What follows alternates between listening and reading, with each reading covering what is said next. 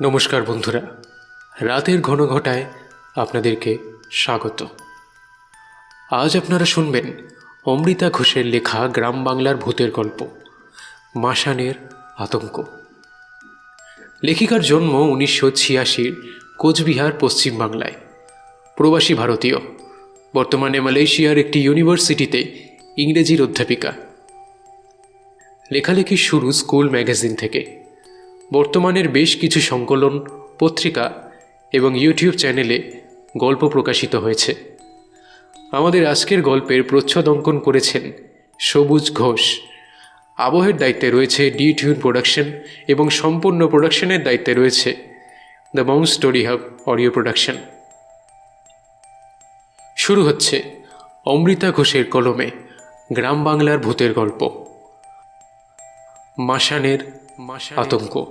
আতঙ্ক আতঙ্ক ভাদর মাসে কলমশকে যে বাজে জন খায়, মাসানের নারী সে অবশ্য চাবায়।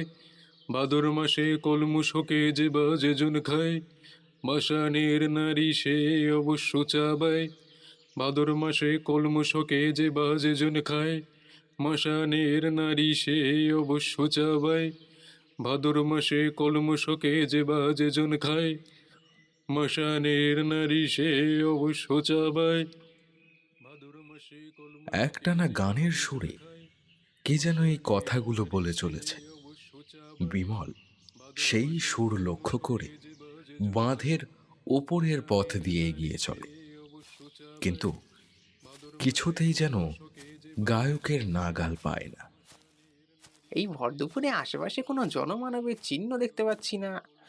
তাহলে এই গানটা কোথা থেকে ভেসে আসছে? না, কিছুই তো বুঝতে পারছি না। আর এই গানের মানেটাই বা কি? ভাষাটা বুঝতে পারলেও মানেটা তো ঠিক বোধগম্য হচ্ছে না আমার। বিমল কলকাতায় বড় হয়েছে, তবে কুচবিহারের রাজবংশী মানুষদের বলা এই কামতাপুরী ভাষা তার জানা। বিমলের বাবার মুখেই সে এই ভাষা বহুবার শুনেছে, তাই তার বুঝতে খুব একটা অসুবিধে হয় না। তবে এই অদৃশ্য গায়ক ঠিক কি বলতে চাইছে বিমল তার মানে বোঝে না। সে আরো কিছুটা সামনে এগিয়ে চলে, কিন্তু কাউকে না দেখতে পেয়ে হঠাৎ যেন সূর্যালোকেও তার গাটা ছমছম করে ওঠে। সে পথের মাঝে একটু দাঁড়ায়। এবার বাঁধের কিছুটা নিচে একটা ভাঙা চালা ঘর তার চোখে পড়ে। বিমল সেদিকে কিছুটা এগিয়ে যেতেই একটা লোক ঠিক যেন মাটি ফুঁড়ে বেরিয়ে এসে তার সামনে দাঁড়ায়। কেমন অস্পষ্টভাবে বলে, কোটে যাস রে বাপুই, এইখানে যে একটা প্রণাম করা লাগছে। সামনে দাঁড়ানো রোদে পোড়া লোকটার কথা শুনে বিমল খুব ভালো করে একবার লোকটাকে দেখে। লোকটার শরীরের নিম্নাংশে একটা ময়লা কাপড় জড়ানো, বাকি শরীরটা উন্মুক্ত। চোখ দুটো অস্বাভাবিক ধরনের লাল। দিনের বেলায় বাঁধের পাড়ে বসে গাঁজা টানছিল বোধহয়। এমনিতেও কুচবিহারের গাঁজার ছোট বড় চারা রাস্তার এদিক সেদিকেই মেলে। এখানে মাটিতে এই নেশার দ্রব্যটি খুব সহজেই উৎপাদিত হয়, ফলে পুলিশের চোখ ফাঁকি দিয়ে নেশার দ্রব্যটি জোগাড় করা খুব কঠিন কাজ নয়। ও, এই লোকটি বোধহয় এতক্ষণে গানের সুরটা ধরেছিল। বিমল কিছু বলতে যাবে, কিন্তু তার আগেই সে খেয়াল করল যে লোকটি বিমলকে দেখে আঞ্চলিক ভাষায় কথাগুলো বলে আবার গাঁজায় শোক টান দিয়েছে। বিমল তার বাবার মুখে এই ভাষা বহুবার শুনেছে, ফলে লোকটার কথার মানে বুঝতে তার অসুবিধে হয় না। সে উত্তর দেয়, তা কাকে প্রণাম করব? এবার লোকটা একটা ভগ্ন চালার ঘরের দিকে বিমলের দৃষ্টি আকর্ষণ করে বলে, মুই কং এই মাসান ঠাকুরের এখানে একটা প্রণাম করা লাগছে, তারপর কোটে যাবো যা। এ কোন ঠাকুর? লোকটা বিমলের কথার কোনো উত্তরই দেয় না। সে ততক্ষণে একটা ঝোপের ধারে চোখ বুজে শুয়ে পড়েছে। বিমল মসান ঠাকুরের মন্দিরের দিকে কিছুটা এগিয়ে যায়। স্থানটি কুচবিহারের রাজবাড়ির পেছন দিকে অবস্থিত।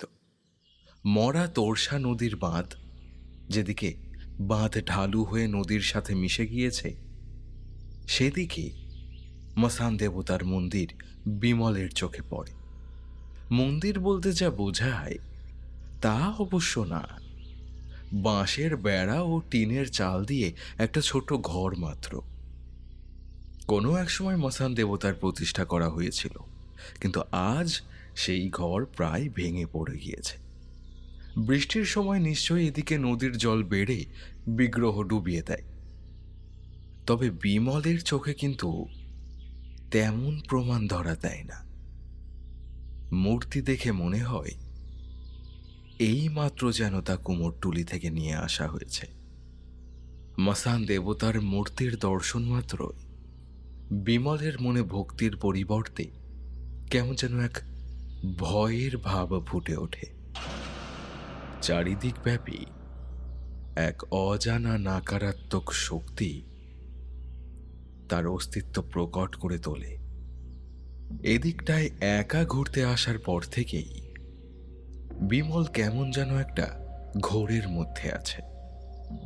তার বাবার আদি বাড়ির সকলেই তাকে দুপুরের খাওয়া দাওয়ার পর এই পথে ঘুরে আসতে বলায় সে একা বেরিয়েছিল, কিন্তু মসান তলায় দাঁড়িয়ে তার সমস্ত শরীর যেন অবশ হয়ে ওঠে।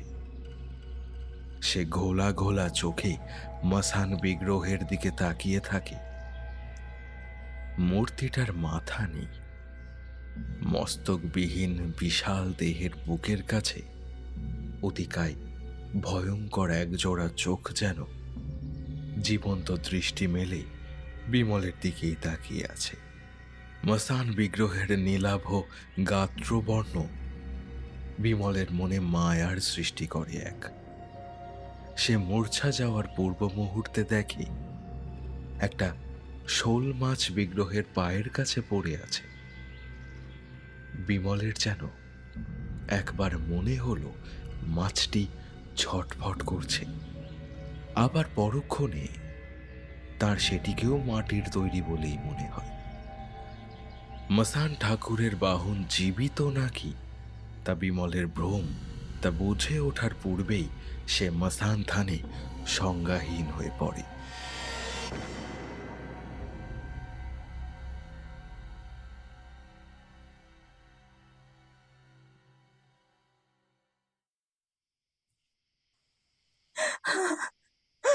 মানুষই তুমি এক মায়ের মনের অবস্থা যদি বুঝতে, তাহলে আমাকে অবিশ্বাস করতে না।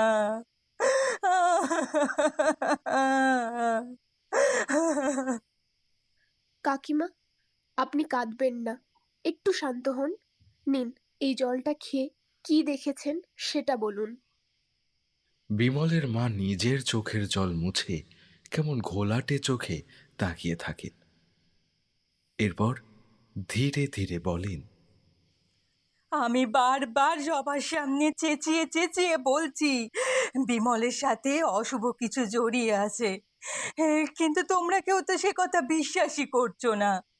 তোমাদের সাহায্য প্রার্থী হয়ে একদিকে যেমন আমি অপদস্থ হচ্ছি, অন্যদিকে বিমলকে তোমরা পাগল ঠাহর করছো। তাই তোমাদের মতো অতি শিক্ষিত মানুষের ভিড় থেকে আমরা মা আর ছেলে দূরে চলে যাব। মানুষই এবার বিমলের মায়ের হাত দুটো শক্ত করে ধরে বলে, কাকিমা, বিমল আর আমি ছোট থেকে একসাথে পড়েছি। আপনিও আমাকে মায়ের মতোই ভালোবেসেছেন। আজ বিমলের এই খারাপ সময়ে ওকে ভালো করে তোলার জন্য যা যা করণীয় আমি সব করব। আপনার প্রতিটা কথা আমি বিশ্বাস করি। শুধু একটু মনে করে প্রথম থেকে সব কিছু গুছিয়ে বলুন। কথাগুলো বলে মানুষই একটা ফোন করে। হ্যাঁ, হ্যালো। আচ্ছা শোনো, এই সপ্তাহে আমার যতগুলো পেশেন্ট অ্যাপয়েন্টমেন্ট আছে সব ক্যান্সেল করে দাও। হ্যাঁ, সব করে দাও। আমি এই সপ্তাহে চেম্বারে আসতে পারবো না। রাখো। সাইক্রিয়াটিস্ট মানুষই বর্মনে বর্তমানের সবচেয়ে গুরুত্বপূর্ণ রোগী তার ছোটবেলার সাথী বিমল রায়। আজ যখন সমস্ত ডাক্তাররা বিমলকে মনোবিদের কাছে চিকিৎসা করার পরামর্শ দিয়েছে, তখন মানুষই নিজে থেকেই সাহায্যের হাত বাড়িয়ে দিয়েছে বিমলের পরিবারকে। বিমলের মা মানুষের কথায় কিছুটা আশ্বাস পেয়ে বলতে শুরু করেন, আমার ছেলে ছোট থেকেই কলকাতায় মানুষ হয়েছে, সে কখনো উত্তরবঙ্গে যায়নি। যদিও আমার স্বামী মাঝে মাঝে তার পৈতৃক ভিটার টানে কুচবিহার যেতেন, কিন্তু কোনো এক অজানা কারণে বিমলকে বা আমাকে কখনো সেখানে নিয়ে যাননি। তবে নিজের শহর ও মাতৃভাষার প্রতি ওর অগাধ ভালোবাসা ছিল। কামতাপুরী ভাষা উনি বিমলকেও শিখিয়েছিলেন জানো। জীবনের প্রতিটা যুদ্ধে জয়ী হয়ে ওঠার শিক্ষায় শিক্ষিত আমার বিমল। হঠাৎ তার বাবার মৃত্যু সহ্য করতে না পেরে কেমন যেন ভেঙে পড়েছিল। জানো তো মানুষই, বিমলটা সারাদিন কেমন যেন মনমরা হয়ে পড়ে থাকতো। একদিন আচমকাই তোমাদের বন্ধুদের গ্রুপ থেকে কেউ একজন ওকে কুচবিহার যাওয়ার পরামর্শ দেয়। কেন যে ওই সর্বনাশী পথে বিমলকে ঠেলে দেয় আমার তো জানা নেই। আমাদের বন্ধুদের গ্রুপের কে ওকে ডেকেছিল কাকিমা? সে আমি জানি না মানসী, কিন্তু যতটা জানি ও তো তোমাদের ছাড়া কারো সাথেই মিশতো না। আমিও জিজ্ঞেস করেছিলাম যে, তা হ্যাঁ রে বিমল, কুচবিহারে তোকে কে ডেকে নিয়ে গেল? এই তো আমাদের গ্রুপেরই একটা বন্ধু। মানুষই টেবিলে রাখা একটা কাঁচি নিয়ে সেটাকে হাতে নাড়াচাড়া করছিল। এবার সেটাকে আবার টেবিলে রেখে মন দিয়ে বিমলের মায়ের কথাগুলো শুনতে লাগলো। কুচবিহারে যাওয়ার পর প্রথম দিন ওর সাথে কথা হওয়ায় জানতে পারি ও শহরের প্রান্তে খাগড়াবাড়ি অঞ্চলে ওর কাকার বাড়িতে গিয়ে উঠেছে। আমার ওই বাড়ির কারো সাথেই পরিচয় নেই। এত বছর পরও ওরা ওদের বৌদির সাথে একটি বারও কথা বলতে চায়নি, কিন্তু বিমল ওখানেই গিয়ে ওঠে। ওকে নাকি যথেষ্ট খাতির যত্ন করা হয়েছে। বিমল বলছিল সেদিন দুপুরে ওর পছন্দের সব রান্না হয়েছিল। কলমি শাকের নাকি এক অপূর্ব তরকারি রান্না করা সে খেয়েছে। বিমলের শাকসবজির প্রতি কখনোই তেমন আকর্ষণ দেখিনি, তাই প্রথমটাই একটু অবাক হই। মায়ের মন তো, তাই একটুতেই ভয় পেয়ে যায় সে কথা ভেবে। দুশ্চিন্তাগুলোকে মনের থেকে বেরিয়ে আসতে দেইনি, কিন্তু এরপর থেকে আর ছেলেটার কোনো খোঁজ পাই না। তোমাদের গ্রুপের সকলকে জিজ্ঞেস করেও কোনো লাভ না হওয়ায় কলকাতা পুলিশকে সেদিন জানাবো ভাবছি। হঠাৎ সন্ধ্যায় বাড়ির কলিং বেলটা বেজে ওঠে। দৌড়ে বাইরে গিয়ে দেখি কে একজন বিশাল আকার চেহারার মানুষ আমাদের বারান্দায় বসে আছে। প্রথমটায় তো মনে হয়েছিল যেন কোনো মুন্ডহীন দেহ বসে আছে। হঠাৎ শিউরে উঠেছিলাম, কিন্তু এর পরেই আমার চোখের সামনে যেন দৃশ্যের পরিবর্তন ঘটে। সেই বীভৎস মূর্তি ঠিক ভোজবাজির মতো উবে গিয়ে তার জায়গায় দেখি আমার পায়ের কাছে তখনই আমার ছেলে বিমল বসে আছে। তাকে জড়িয়ে ধরতে গিয়ে বুঝতে পারি ওর শরীর জ্বরে পুড়ে যাচ্ছে। তুমি বিশ্বাস করবে না মানসী, আজ 15 দিন হয়ে গেল বিমলের শরীর এখনো অতটাই গরম। কোনো ওষুধেই একটুও জ্বর কমছে না কাকিমা? না, আমার ছেলেটা যেন দিন দিন শুকিয়ে কঙ্কালসার হয়ে উঠেছে। আমি রাতের আধারে এমন অনেক কিছুই ওর চারপাশে দেখতে পাই যার বর্ণনা শিক্ষিত সমাজের কাছে করলে তারা আমার একটা কথাও বিশ্বাস করবে না। আচ্ছা কাকিমা, ও ফিরে আসার পর যে গানের বুলি গুনগুন করছে তার কথাগুলোর মানে উদ্ধার করতে পেরেছেন? ভাদর মাসে কলমুসকে যে বা জন খায়, মাসানের নারী সে অবশ্য চপায়। এই কথাগুলোই বিমলকে অনবরত বলতে শুনি, কিন্তু এর মানে আমি তো কিছুই বুঝে উঠতে পারি না। বুঝলাম। আচ্ছা কাকিমা, বিমল গানটা কখন করে? মানে এই গানগুলো কখন বলে? কোনো নির্দিষ্ট সময় আছে নাকি যে কোনো সময়? তা অবশ্য সময় আছে। ও কথাগুলো সূর্যাস্তের পর বলা শুরু করে। সারাদিনে কিন্তু একবারও বলে না। সে সময় ওর কাছে যেতেও ভয় হতো, জানো তো। কিন্তু আমি তো মা, আমি তো ওকে ভয় পেয়ে দূরে ঠেলে দিতে পারি না। আমি ওর কাছে যাই, কখনো কখনো প্রচণ্ড হুংকারে আমাকে সরিয়ে দেয়। কিন্তু ওর কষ্টে ওকে একা ছেড়ে দিতে না পারলে ওর ক্রোধ বহুগুণ বেড়ে যায়। তখন এক অপার্থিব শক্তি ওর হাত দিয়ে আমাকে মেরে ফেলতে চায়। এই তো দেখো, অনেকবার ও আমার গলা টিপে মেরে ফেলার চেষ্টা করেছে। আসরিক শক্তি ওর মধ্যে ভর করলেও নিজের মাকেও চিনতে পারে না। আবার দিনের আলোয় যখন কিছুটা হুঁশ থাকে, তখন আমার বিমলা আমার কাছে একটাই কথা বলে। মা, ও মাগো, আমায় মুক্তি দাও। আমি ওর নাড়ি চিবিয়ে খেয়েছি। ও আমার শরীরটাকে কুড়ে কুড়ে খাচ্ছে মা, আমার শরীরটাকে কুড়ে কুড়ে খাচ্ছে। মানসী, আমি বিমলকে এই কষ্ট থেকে মুক্ত করতে চাই। ও কার নাড়ি খেয়েছে, কে ওর শরীরে ভয় করেছে, এইসব প্রশ্নের উত্তর না পেলে বিমলকে কিভাবে সুস্থ করব বুঝতে পারছি না। তুমি কিছু একটা করো মানসী, কিছু একটা করো। বিমলের মা এত কথার মাঝেই একবারও খেয়াল করেনি যে মানুষই একবারও বিমলকে দেখতে আসেনি। তাহলে তার ক্রমাগত আউড়ে চলা গানের কথা সেই কি করে জানল? শুধু তাই নয়, তার গানের বুলির সাথে বিমলের বলা কথাগুলো মিলিয়ে নিয়ে মানুষই খুব দ্রুত কিছু ব্যাপার পরিষ্কার করে বিমলের মাকে বুঝিয়েও দেয়। পূর্বে এ বিষয়ে অবগত না হলে সমস্ত ব্যাপারটা এত সহজে বোঝা সম্ভব নয়। তাই বিমলের মা ছেলের সাথে সর্বক্ষণ থেকেও কিছু বুঝতে পারেননি, অথচ মানুষই সবটাই বুঝে যায়। সে বলে, বিমলের বলা কথাগুলো এবং তার আউড়ে চলা গানের কথাগুলো থেকে স্পষ্ট হয় মাসানের নাড়ি চেবানোর কথা বলা হয়েছে। বিমল ভাদ্র মাসের প্রথম সপ্তাহে কুচবিহার গিয়ে কলমি শাক খেয়েছে। আর ওর বলা কথাও বলা হচ্ছে যে ওই সময় সেই শাক যে খায় সে মাসানের নাড়ি চেপায়।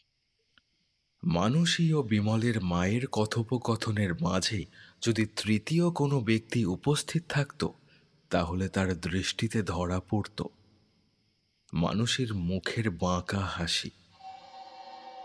সে যেন এক অন্য নাভের ন্যায় রহস্যের জাল বুনতে শুরু করেছে। গলার স্বর যতটা সম্ভব সাধারণ করে মানুষই বলে ওঠে, চলুন কাকিমা, বিমলকে এই রাতে একবার দেখে আসি। কিন্তু তুমি কি পারবে ওর ভয়ঙ্কর রূপকে সহ্য করতে? চলুন না, দেখাই যাক। অশুভ অলৌকিক কিছু আভাস পেলে আমি নিশ্চয়ই তার প্রতিকারের উপায় বের করব। তার আগে জানা প্রয়োজন ওর চিকিৎসা করা সম্ভব কিনা। মাসান তো উত্তরবঙ্গের রাজবংশীদের পূজিত এক অপদেবতা বলেই জানি। দেউসি, ভৌরিয়া, কীর্তনিয়া পূজক সম্প্রদায় মাসানের পুজো করে।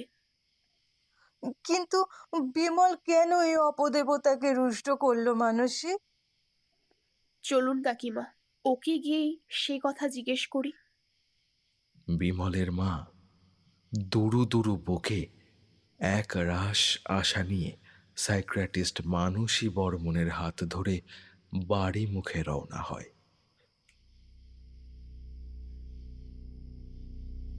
বিমলদের গলিতে ঢুকতেই মানুষীদের মাথার উপরের বৈদ্যুতিক আলো নিভে যায়।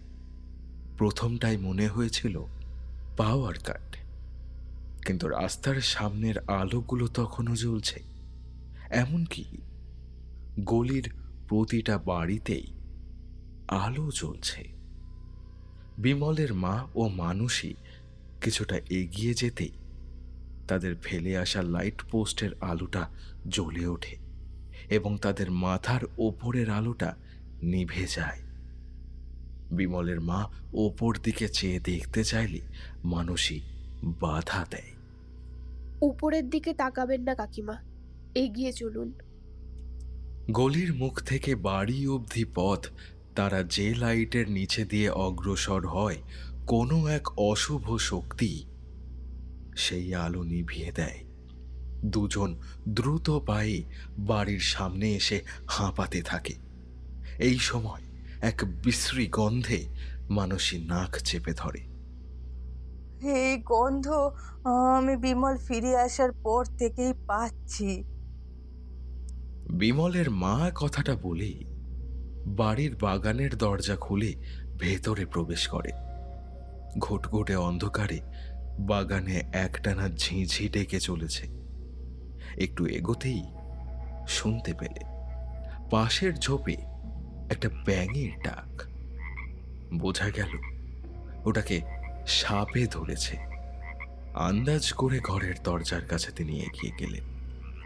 বাইরে থেকে তিনি ছেলেকে তালা বন্দি করে রেখে গিয়েছিলেন, কিন্তু এখন সে তালা খুলতে গিয়ে দেখেন বাইরে থেকে তালাটা ভাঙা।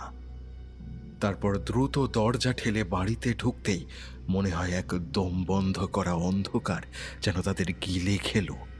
দরজাটা ঠেলে ভেতরের আলো জ্বালাতেই বাড়ির অপেক্ষাকৃত অন্ধকার কোণ থেকে গোঙানোর আওয়াজ শোনা যায়। এবার একসাথে যেন দুজন আহত ব্যক্তির কাতর স্বর ভেসে আসছে।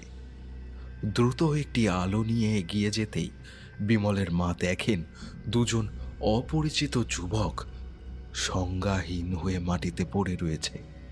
তাদের শরীরের বিভিন্ন অংশ কেউ যেন আঁচড়ে দিয়েছে। সেসব স্থান থেকে রক্ত ঝরছে। তাদের আশেপাশে ছড়িয়ে রয়েছে বিমলের কিছু মূল্যবান বস্তু, যা দেখে অনুমান করা যায় যে বাইরের তালা ভেঙে দুই চোর চুরির উদ্দেশ্যে বিমলদের বাড়িতে প্রবেশ করেছিল। কিন্তু তাদের করুণ পরিণতি দেখে বিমলের মায়ের করুণা হলো। যে অভিশাপ বিমলের শরীরটাকে জড়িয়ে রেখেছে, এ যে সেই অপশক্তিরই কর্ম তা বুঝতে ওর বাকি থাকে না। যুবক দুটোর জ্ঞান ফেরানোর জন্য বিমলের মা জলের ছিট দিতে থাকে। তাদের জ্ঞান ফেরে, কিন্তু ধাতস্থ হওয়ার পূর্বেই সেই অবস্থায় দুজনে বীভৎস আতঙ্কিত হয়ে চিৎকার করে ওদের বাড়ি ছেড়ে পালিয়ে যায়। আর ঠিক সেই মুহূর্তে বিমলের মা শুনতে পান মানুষই ওপরের খোলা ছাদে দাঁড়িয়ে এক মন্ত্রোচ্চারণ শুরু করেছে।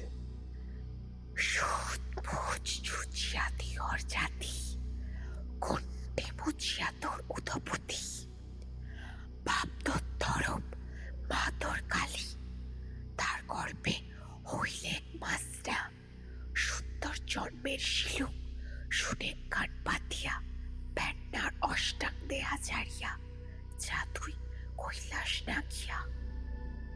মন্ত্র ঠিকই, তবে এ ভাষা সংস্কৃত ভাষা নয়, এ কামতাপুরী ভাষা। কিন্তু মানুষই কিভাবে এ ভাষার সাথে পরিচিত হয় এবং কেনই বা এ সময়ে সে মন্ত্রপাঠ শুরু করেছে, সে বিষয়ে বিমলের মায়ের মনে এক ধোঁয়াশার সৃষ্টি হয়। তিনি ধীর পায়ে ওপরের ছাদের দিকে অগ্রসর হন। ওপরে উঠতেই বিমল বা মানুষই কাউকেই দেখতে পান না ঠিকই, কিন্তু ছাদের এক পাশের দেওয়ালে এক ভয়ঙ্কর ছায়া তাকে শিহরিত করে তোলে। ছায়া দেখে তার মনে হয় কেউ যেন উপুর হয়ে বসে এক দৈত্যাকার মুন্ডবিহীন দেহের পেট ছিঁড়ে তার নাড়ি ভোরের মতো কিছু খাচ্ছে। এবার তিনি মুখ ঘুরিয়ে অপর দিকে তাকিয়ে দেখেন বিমল কিছু কাঁচা কলমি শাক চেবুচ্ছে। আর সেটাকেই ছায়ায় মনে হচ্ছে সে অপর এক ধরের নাড়ি চেবুচ্ছে। সেই ধরের সাথে মাসান মূর্তির যথেষ্ট সাদৃশ্য রয়েছে। বিমলের মায়ের মনে পড়ে যায় রাজবংশীদের বিশ্বাস, ভাদ্র মাস যে কলমি শাক খায় সে মশানের নাড়ি চেবায়, অর্থাৎ ছায়ায় বিমলের মা বিমলকে মশানের নাড়ি চিবিয়ে খেতেই দেখেছে। যদিও চোখের সামনে সে সামান্য এক শাক খাচ্ছে, এবার বিমলের মায়ের মনে প্রশ্ন জাগে, সে এই শাক কোথায় পেল? দুজন চোর তার ছেলেকে এই বস্তু এনে দিয়েছে বলে ওর মনে হয় না। আরেকটি সম্ভাবনার কথা মাথায় আসতেই বিমলের মা ভালো করে মানুষের দিকে লক্ষ্য করেন এবং তার সন্দেহই সঠিক প্রমাণিত হয়। মানুষের হাতে এই কলমি শাকের কিছু পাতা তখনও ধরা রয়েছে। বিমলের মা কিন্তু অবাক হন না। তিনি সন্তর্পণে সিঁড়ি বেয়ে নিচে নেমে আসেন, বাইরের দরজা ভালো করে বন্ধ করে দেন। এবার ঠাকুর ঘরে গিয়ে মা কালীর মূর্তির পায়ের কাছে রাখা অন্ন ভোগের বাটিটা হাতে তুলে দুরু দুরু বুকে অপেক্ষা করতে থাকে প্রতীক্ষিত সেই মুহূর্তের। ওদিকে মানুষই তখনও মন্ত্রোচ্চারণ থামায়নি। কিছুক্ষণ পর একটা ধপ করে কিছু পড়ে যাওয়ার শব্দ হয় এবং মানুষইও শেষবারের মতো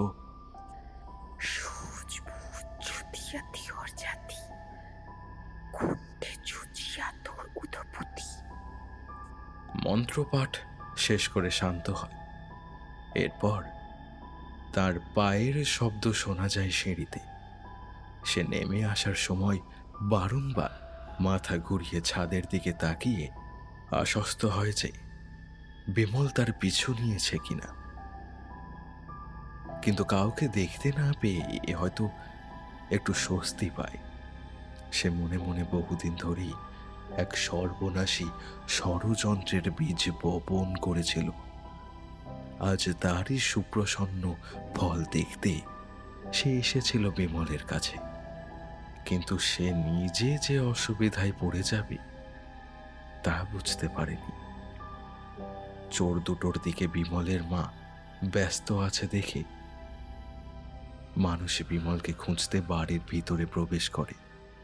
সেই তীব্র গন্ধকে অনুসরণ করে সে শিকারী বিড়ালের ন্যায় ধীর পায়ে ছাদের ওপরে উঠে আসে। খোলা ছাদে আকাশে এক ফালি চাঁদের আলোয় প্রথমে তেমন কিছুই বুঝতে পারে না। হঠাৎ ঘাড়ের কাছে তীব্র যন্ত্রণা অনুভব হয়। বিশাল আকার কিছু যেন তার শরীরে চেপে বসেছে।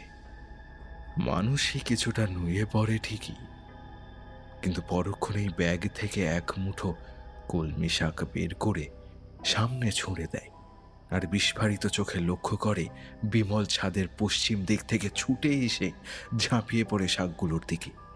আর তার সাথে সাথেই মানুষের শরীর থেকে অদৃশ্য বোঝাও নেমে শাকগুলোর সাথে মিশে যায়। বিমল যখন কুচবিহার গিয়েছিল তখন মাসান বিগ্রহের সামনে প্রণাম করেনি এবং তাকে যে ষড়যন্ত্রকারী সেখানে ডেকে নিয়ে গিয়েছে তারা ভাদ্র মাসে তাকে কলমি শাক খাওয়ায়। বৈজ্ঞানিক উন্নতির যুগে অবিশ্বাস্য এবং হাস্যকর মনে হলেও রহস্যময় পৃথিবীতে বহু অবিশ্বাস্য এমন ঘটনাবলী ঘটে যায় যার ব্যাখ্যা এখনো করতে অক্ষম সাধারণ দৃষ্টি। তাকেই অলৌকিক বলে ভয় পায়। বিমলকে কুচবিহারে ডেকে নিয়ে গিয়ে তাকে কামতাপুরী সম্প্রদায় দ্বারা পূজিত অপদেবতা মসান ঠাকুরের অভিশপ্ত দৃষ্টির মুখে ঠেলে দেওয়া হয়। সেই মসানে তার উপর ভর করেছে। মানুষীকে হঠাৎ দেখে মসান তার ঘাড়ে চড়ে বসে।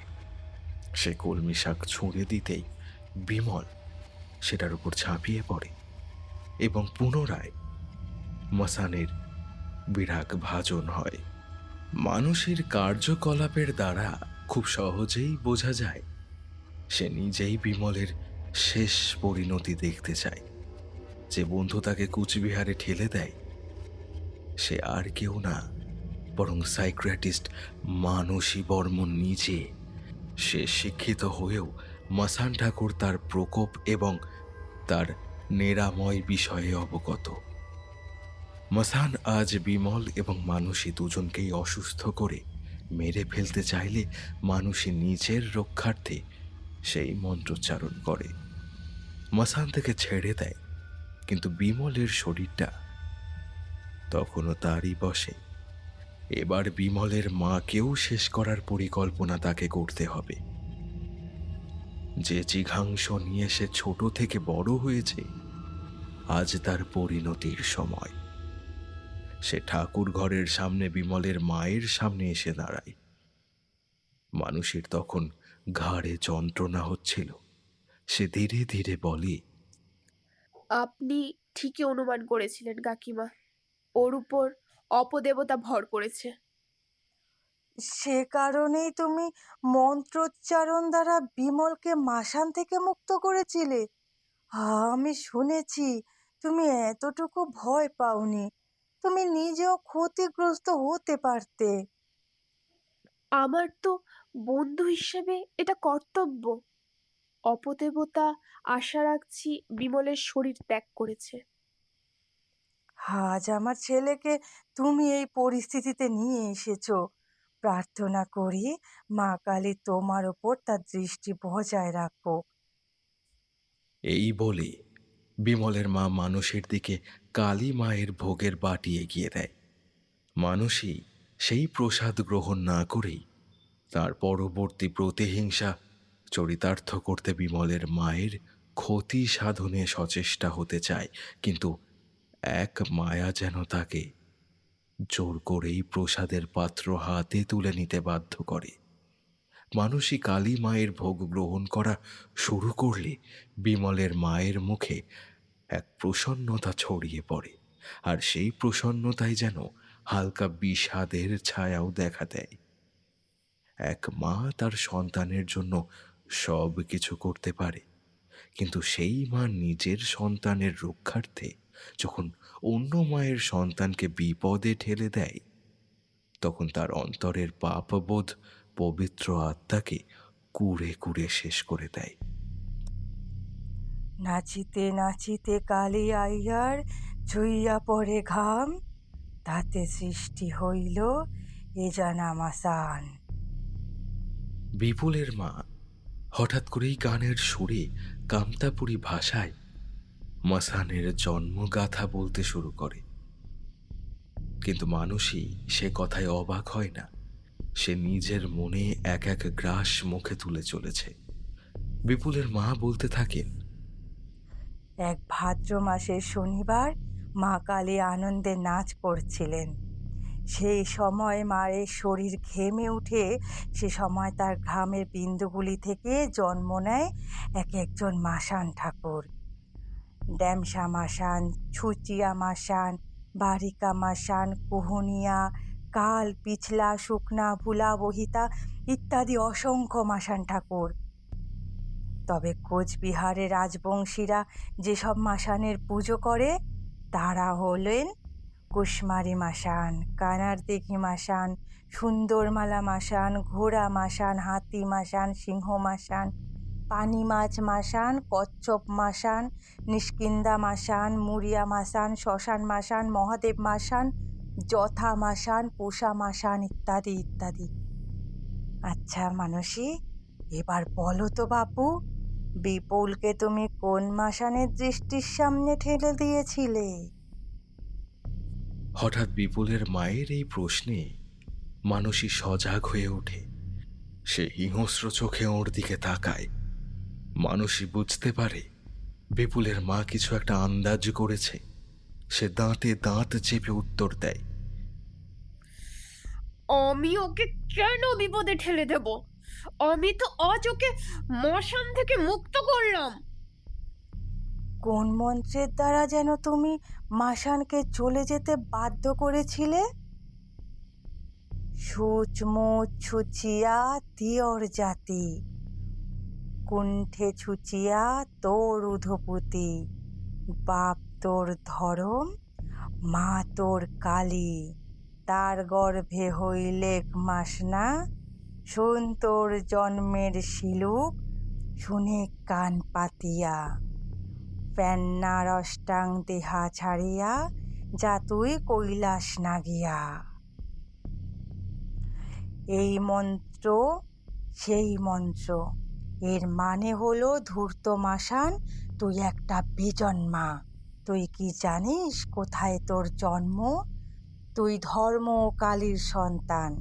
তুই কি তোর জন্ম কাহিনী মন দিয়ে শুনছিস? রোগের দেহ ছেড়ে চলে যা কৈলাসে, যেখানে তোর বাড়ি। মানসী আর এক মুহূর্ত সময় ব্যয় না করে তৎক্ষণাৎ সাথে করে আনা ধারালো ছুরি নিয়ে বিপুলের মাকে মারতে যায়। কিন্তু সে অনুভব করে এক হালকা নীলাভ আলো মা কালীর মূর্তির হৃদয় থেকে বেরিয়ে তাকে জড়িয়ে ধরেছে। কাকিমা, এ কোন কালা জাদু করছো তুমি আমার উপর? তুমি বড্ড ভণ্ড মানসী। মা কালীর পবিত্র মন্দিরে কোনো কালো জাদু টিকবে বলো? তাহলে এ কোন শক্তি আমাকে আটকে রেখেছে? এ এক মায়ের মমতা। তুমি তার ছেলের নারী, তার সামনে চিবিয়ে খাচ্ছ। সে তোমায় কি করে ছেড়ে দেয় বলো? মানসী প্রথমে কিছু বোঝে না, কিন্তু তারপর হঠাৎ তার হাতে ধরা ভোগের দিকে তাকাতেই তার শির দাঁড়া দিয়ে একটা ঠান্ডা স্রোত বয়ে যায়। ভাদ্র মাসে তার হাতে ধরা ভোগে কেউ কলমি শাক মিশিয়ে দিয়েছে। এই শোককে বছরের এই সময় মসানের নারী বলে মনে করা হয়, আর মসান ঠাকুর মা কালীর সন্তান রূপেই পূজিত হয়। অর্থাৎ সে মায়ের সামনে তার সন্তানের নাড়ি চিবিয়ে খাচ্ছে। মানসী চিৎকার করে ওঠে, কাকিমা, আপনি এ কি সর্বনাশ করলেন আমার? তুমিও তো আমার সর্বনাশ করতে চেয়েছিলে মানসী। আমি প্রথম থেকেই জানি তুমি আমার স্বামীর প্রথম পক্ষের সন্তান। কুচবিহারে তোমার মাকে ছেড়ে আমার স্বামী কলকাতায় এসে আমাকে সত্যি না বলে বিয়ে করে। সেই কারণেই আমাদের কখনো কোচবিহার যেতে দেননি, কিন্তু তোমাদের এখানে নিয়ে এসে উনি আমাকে সব সত্যি বলেছিলেন। বিশ্বাস করো, মানুষটা কখনো তোমার আর বিমলের মধ্যে বিভেদ করেননি। অথচ তুমি যেদিন এই সত্যি জানতে পারলে, সেদিন বিমলকে শেষ করার জন্য এই বিষাক্ত ষড়যন্ত্র করলে। তোমার মা তোমাকে মাসান থানে নিয়ে গিয়ে সব কিছু শিখিয়েছিলেন, তাই না?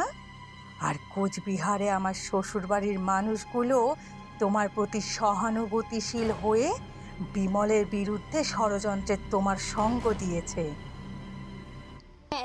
হ্যাঁ, আপনি ঠিক বলেছেন। আমি ছিলাম যে বিমলকে কুচবিহার ডেকে নিয়ে যাই। আমার মা আমাকে এই অপদেবতার শক্তিকে ব্যবহার করার পরামর্শ দেয় এবং প্রয়োজনীয় শিক্ষায় শিক্ষিত করে। কিন্তু আজ আপনার ছেলের উপরে খোলা ছাদে একাকী পড়ে আছে। এই বলে মানসী তার সামনে দাঁড়িয়ে থাকা বিমলের মায়ের গলায় ছুরি চালিয়ে দেয় এবং অবাক বিস্ময়ে দেখে ছুরি কোনো শরীরকে আহত না করে এক বাষ্পীয় অবয়বে ওপরের দিকে চলে গেল। মানসী তার চোখের সামনে দেখতে পেল বিমলের মায়ের শরীর থেকে পচা মাংস গলে গলে পড়ছে এবং সেই মৃত মা আর্তনাদ করে বলে চলেছে, মাসান ভর করার পর আমার ছেলে এক অভিশপ্ত সন্ধ্যায় আমার গলা চেপে আমায় হত্যা করে। আমি মৃত হয়ে মা কালীর করুণায় তোমার করা ষড়যন্ত্র যেমন ধরতে পারি, তেমনি মাসানের থেকে বিমলকে মুক্ত করার পথও পেয়ে যাই। কিন্তু ওকে সুস্থ করাই আমার উদ্দেশ্য না মানসী, তোমাকেও উচিত শিক্ষা পেতে হবে। বিমলের মায়ের অতৃপ্ত আত্মার হাহাকার শেষ হওয়ার পূর্বেই প্রচণ্ড যন্ত্রণা দিয়ে সেই নীলাভ আলো মানুষের শরীরটাকে ছিন্ন ভিন্ন করে দেয়। আর ওদিকে ছাদে বিমল ধীরে ধীরে সুস্থ হয়ে উঠে দাঁড়ায়।